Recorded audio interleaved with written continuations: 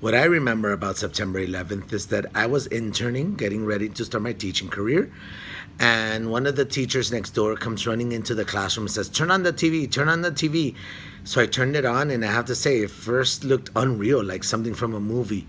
And then I remember the fear and the anxiety of not knowing what was next, not knowing why it happened, having so many unanswered questions.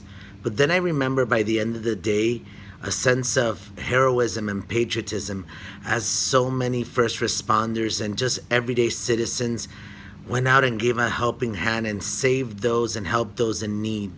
And I still remember the sense of pride when I saw that American flag be raised amongst the rubble in New York City. And I knew that everything was going to be okay, because whatever happens, American freedom and democracy always lives on. So September 11th has a huge memory for me because I ran a daycare at a high school at the time. And I was in a room full of 25 babies from infant to 5 years old and a class full of high school kids. And when we first heard the first tower was hit, we turned on the TVs and started watching. And I'll never forget looking around the room as I had the little babies looking at me and the high school kids were freaking out and the second tower hit.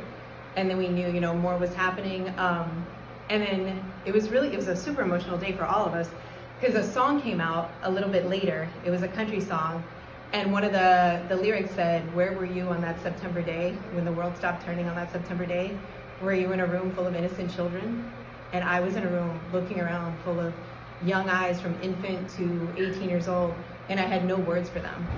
And it was just about coming together, loving each other, protecting the young ones, wondering if my 18-year-olds in that room that had already signed up for ROTC and going to the military were leaving, because we knew the world was under attack for the first time, and it was quite an emotional roller coaster.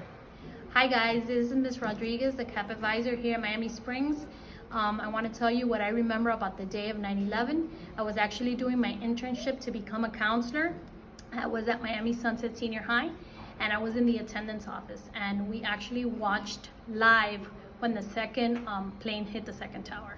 Hi guys, what I remember about 9/11, I was not working here in Springs. I was working at a law firm. I was a paralegal, and I remember that I was already married, and I was on my way to work when I used to hear the radio every morning, and I used to hear their announcements and stuff. And I remember them saying it on the radio that an airplane had hit the towers. And I thought it was a joke, because sometimes in the morning when you hear the announcement or you hear the radio and the people are going off, you're thinking, oh, this is this joke and that joke. But you could tell as I was listening that it wasn't a joke and it was reality. And the first thing I did was call my husband, because he has family that lives in New York and they work there. And it was devastating. I couldn't believe I had to stop my car to call him, because my legs started shaking, and I felt this impotence that came over me, that there was nothing I could do, and I sat there and I listened to it for a few minutes, and even thinking about it now, I get goosebumps.